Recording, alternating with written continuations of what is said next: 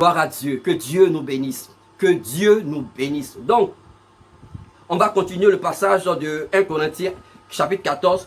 Donc, Paul dit ici aussi que, il dit qu'il désire que nous parlions tous en langue. Donc, je continue. Vraiment, rien que par ce passage, regardez ce que Paul dit ici. Il dit que, quelques nombreuses que puissent être dans le monde des diverses langues, il n'en est aucune qui ne soit une langue intelligible. Si donc je ne sais pas le sens de la langue, je serai un barbare pour celui qui parle, et celui qui parle sera un barbare pour moi. De même, puisque vous aspirez aux dons spirituels, que ce soit pour l'édification de l'église, que vous cherchez à en posséder abondamment. C'est pourquoi que celui qui parle en langue prie pour avoir le don d'interpréter. Car si je parle en langue, mon esprit est en prière, mais mon intelligence est stérile. Amen. Donc, je veux rapidement expliquer ceci. Paul dit ceci que, quelles que soient les langues qui sont parlées, par exemple, vous connaissez la langue Hausa, vous connaissez la langue Igbo, vous connaissez la langue Yoruba, vous connaissez la langue Bété, la langue Guéré. Mais si quelqu'un parle Guéré, et puis toi tu es chinois, mais ce qu'il dit, c'est-à-dire c'est du charabia, c'est un barbare pour toi. Si tu attends un chinois parler, toi qui es Bété, mais c'est un barbare pour toi parce que tu ne comprends pas ce qu'il dit. De même, celui qui parle en langue, quand je me mets à parler en langue, je suis un barbare pour celui qui ne le comprend pas. Voilà pourquoi Paul m'exhorte que de ne pas me limiter à ce don de parler en langue seulement. C'est vrai que quand je parle en langue, je m'édifie moi-même et c'est en esprit que je dis des mystères à Dieu. Je dis des choses pour me construire, je dis des choses pour m'énergiser, je dis des choses pour me fortifier, mais de ne pas me limiter à cette dimension. Il y a une autre dimension que je peux connaître, une dimension plus bénéfique aussi pour les autres. Parce que quand je prie en langue, c'est seulement pour moi entre ma relation et Dieu. Donc, de tous les dons dont il est question, le parler en langue est l'un des rares dons où, lorsque nous le manifestons, c'est pour notre bien-être. Voilà pourquoi, pour celui qui a la force, pour celle qui a la force de prier en langue, il est difficile de tomber malade. Ce sont des choses. Tant que tu n'as pas expérimenté, c'est difficile, tu ne peux pas le croire. Mais pour quelqu'un qui a l'habitude de prier en langue, pas seulement 1 heure par jour, mais qui peut prier 4 heures par jour, qui peut prier dans la semaine de manière successive, au moins 3 jours d'affilée, prier en langue. Certains, parce qu'ils n'ont pas expérimenté, ils méprisent ceux qui prient en langue. Oui, des gens qui vont prier en langue pendant 3 jours. Mais écoutez, si tu n'as jamais expérimenté quelque chose, c'est pas la peine de mépriser celui qui l'a expérimenté. Parce que celui qui l'a expérimenté, il en a tiré des bénédictions que toi, tu es loin de cela. Donc, je le dis, si vous avez l'occasion de prier, ne serait-ce que pendant 3 jours en langue, le fait de manière répétée sur une semaine, vous verrez une différence dans votre vie. Vous verrez que les choses de la terre vont commencer à parler, parce que lorsqu'on commence à prier sérieusement en langue, ce qui se produit, c'est quoi? C'est que la divinité de Christ s'empare de notre être, s'empare de notre esprit, s'empare de notre notre âme. Le désir d'aimer Dieu s'amplifie en nous. Le désir vraiment d'aimer sa présence s'amplifie. Et ceux qui s'approchent de nous, nous puissions passer. Il arrive même facilement de manifester certains dons sans même que vous ne parlez. Donc, ça vous dit quoi? Le parler en langue est une bénédiction. C'est pas moi qui le dis, c'est ce que la Bible dit. Mais si vous avez l'occasion de prier en langue, vous qui cherchez à connaître Dieu, vous qui cherchez à expérimenter le Seigneur des Seigneurs, mais jusque-là, vous n'avez pas encore trouvé le moyen le plus efficace. Déjà, je vous exhorte, cherchez à être baptisé du Saint-Esprit. Et si vous êtes baptisé du Saint-Esprit, le signe extérieur qui montre que tu es baptisé du Saint-Esprit, tu commences à dire des mots. Ce n'est pas des choses dont tu vas réfléchir. C'est la manifestation du don. Tu commences à parler en langue. Et si tu as reçu le baptême du Saint-Esprit et que tu commences à parler en langue, donne-toi l'exercice de prier pendant 1 heure. Pendant 1 heure, tu verras que ton parler en langue va changer. Ne sois pas choqué. C'est comme ça fonctionne. Tu vas voir que des mots que tu disais au départ, ce n'est plus les mêmes mots. Ne sois pas choqué. Continue. Et pendant que tu le fais, commence, à un moment donné, tu verras que tu vas sentir cette présence de Dieu d'une manière vraiment unique. En ce moment-là, tu vas sentir même, et si tu commences à demander un certain type de don, ces dons, tu peux les vivre. Mais il faut savoir que les dons que nous allons demander, nous allons recevoir par la suite, c'est pas pour s'enorgueillir, c'est pour le bien de l'église, c'est pour le bien du corps de Christ. Gloire à Dieu. Donc Paul dit ici que si pour le BT, bon, je suis un barbare pour celui qui m'entend, s'il ne comprend pas la langue. Voilà pourquoi Paul m'exhorte, la parole de Dieu m'exhorte de ne pas me limiter au parler en langue seulement, mais de prier pour que je reçoive le don de l'interprétation. Ce qui signifie que tu peux avoir le don pour interpréter le parler en langue, le don pour avoir un parler en langue. Souvent même tu parles et puis tu sens le côté prophétique du parler en langue. Pourquoi? Parce que quand on manifeste le don du parler en langue, on a aussi le don, c'est-à-dire on a un parler en langue prophétique. Ce n'est pas seulement pour s'édifier, mais c'est un message que nous recevons. Nous commençons à parler. Et je vois souvent certains, quand tu commences à parler en langue, ils tombent en transe. Écoutez, c'est de la comédie. C'est de la comédie. C'est de la comédie. C'est de la comédie. Souvent, les gens vraiment se jettent en spectacle. Le Saint-Esprit dont nous parlons ici, Jésus, son esprit, lorsqu'il vient, il ne vient pas pour que tu perds le contrôle. En tout cas, si c'est le Saint-Esprit ne vient pas pour que tu perds le contrôle. Parce que selon les Écritures, l'esprit du prophète est soumis au prophète. Attends, arrêtez-moi ça, c'est pas une œuvre de l'esprit. Ou bien, le Saint-Esprit le fait et vous ajoutez aussi pour vous. Et quand c'est comme ça, il y a certaines grâces que vous n'allez pas vivre. L'une des choses que le Saint-Esprit n'aime pas, ou qui est très sérieux, si vous voulez amplifier le don de la grâce, la manifestation des dons en vous, c'est d'être dans la vérité. Les menteurs, là, les menteuses, là. Vous verrez que ces mêmes personnes, remarquez leur vie, remarquez les gens qui sont là.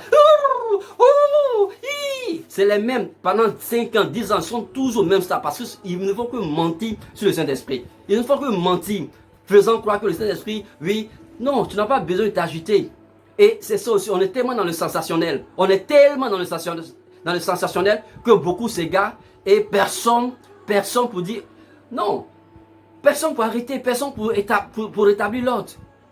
Donc, ici, je parle du parler en langue, c'est biblique. Et c'est une bénédiction pour l'église. Et tout le monde peut expérimenter le parler en langue. Et tout le monde doit le rechercher. Amen, amen. Maintenant, écoutez ici, il dit ici, il dit que ferai-je donc? Je prierai par l'esprit, mais je prierai aussi avec l'intelligence.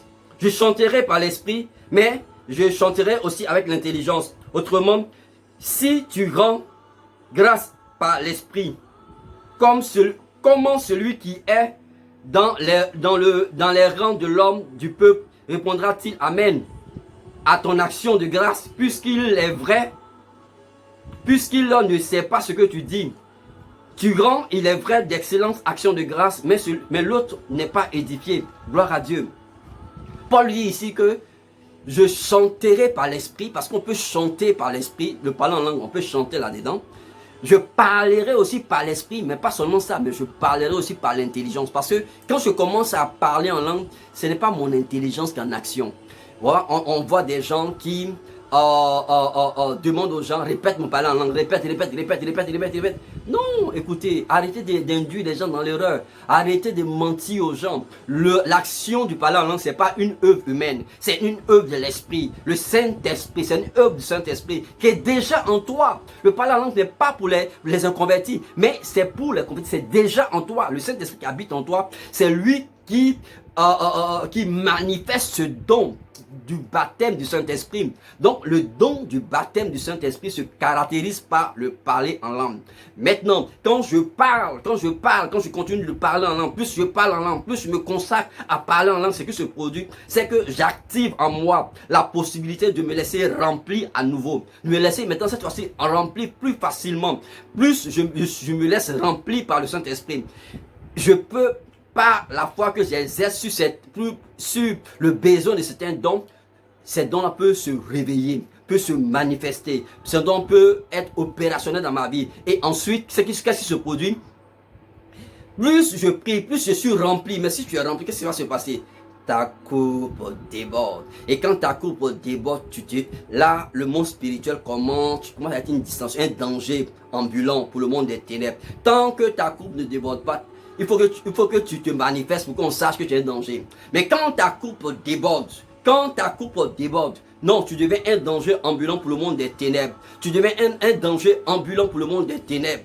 Parce que ta coupe déborde, parce que tu es revêtu de l'esprit. Parce que tu es revêtu de l'esprit. Gloire à Dieu.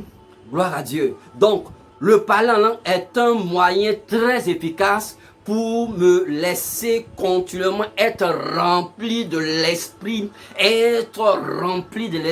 laisser l'esprit s'amplifier en moi, laisser l'esprit me remplir.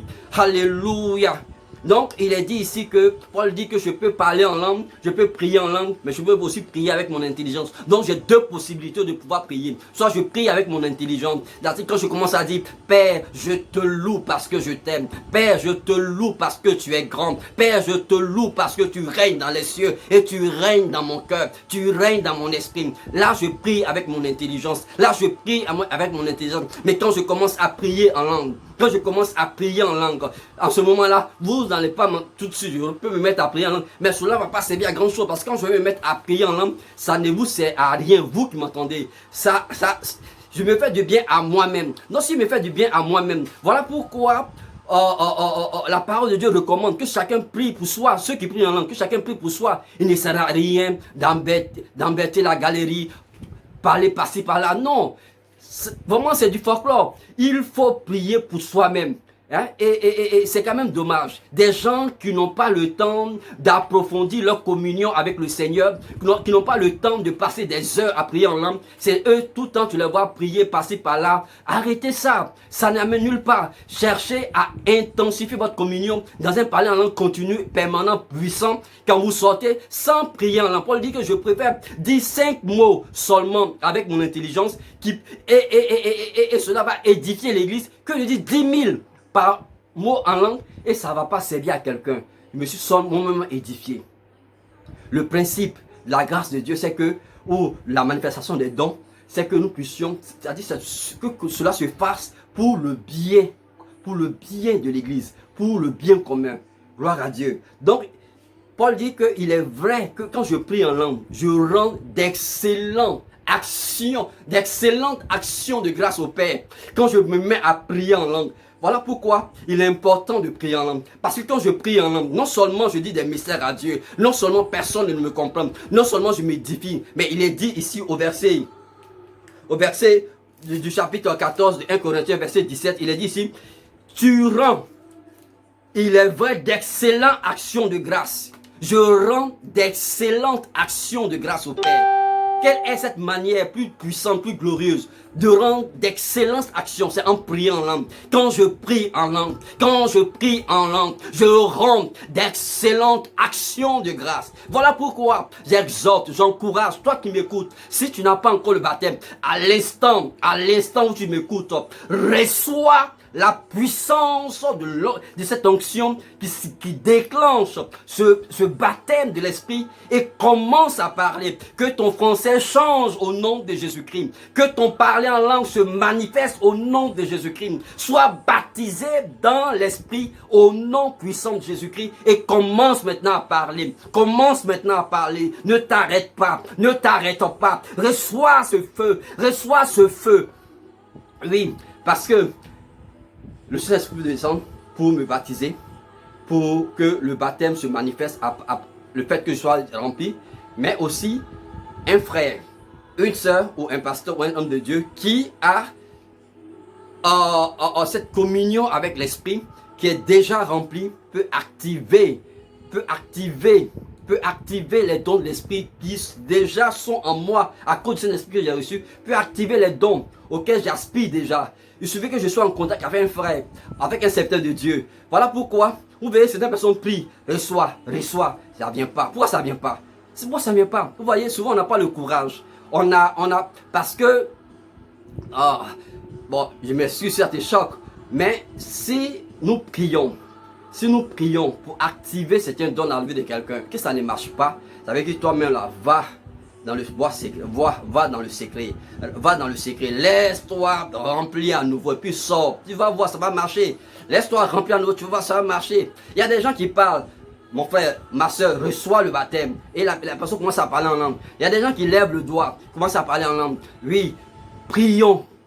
Quand nous prions pour les uns et pour les autres, la manifestation, quand l'église se retrouve, dans l'assemblée des saints se retrouve et élève la voix d'un commun accord, le Saint-Esprit ne peut que descendre.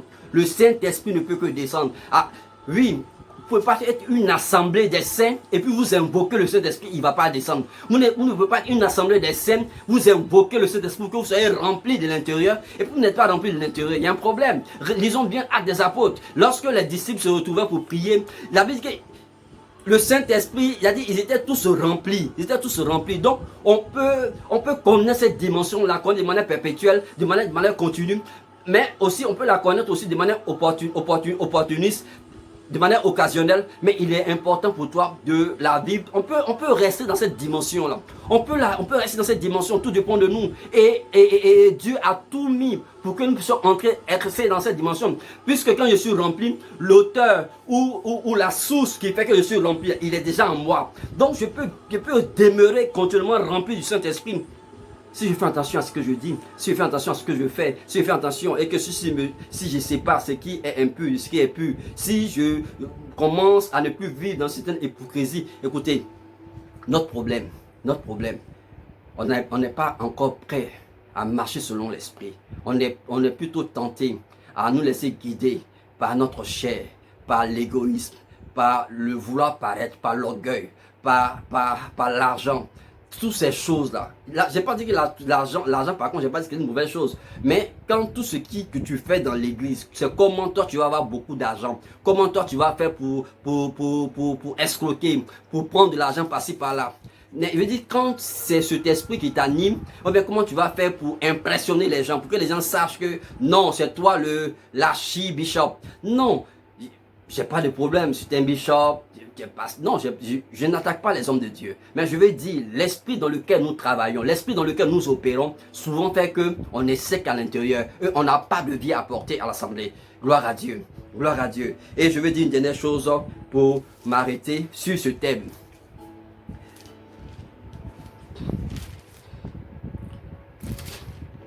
Gloire à Dieu, que le Seigneur nous bénisse.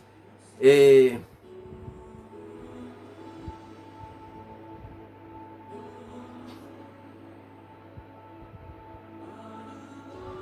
Paul dit ceci, que fait frère, lorsque vous vous assemblez, les uns ou les autres parmi vous, ont-ils un cantique, une inscription de révélation, une langue, une interprétation, que tout se passe pour l'édification. Amen.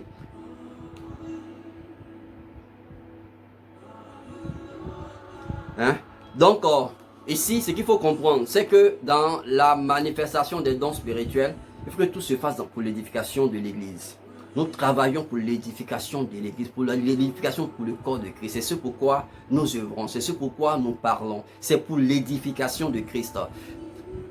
Que le Seigneur vous bénisse. Que le Seigneur vous bénisse. Que sa grâce repose sur vous. Que ces personnes, ces sœurs et frères qui cherchent jusqu'à présent le parler en langue, qui cherchent le parler en langue, certains même à qui on a fait croire qu'ils étaient baptisés du Saint-Esprit, alors qu'ils ne parlent même pas en langue. Mon frère, ressaisis-toi. Ma soeur, ressaisis-toi. Que la puissance de Dieu, la puissance de la grâce de Dieu t'assiste pleinement. Soyez bénis au nom puissant de Jésus-Christ. Amen, amen, amen. Sachez que je vous aime. Et notre Seigneur vous aime par-dessus tout. Restez bénis. Amen.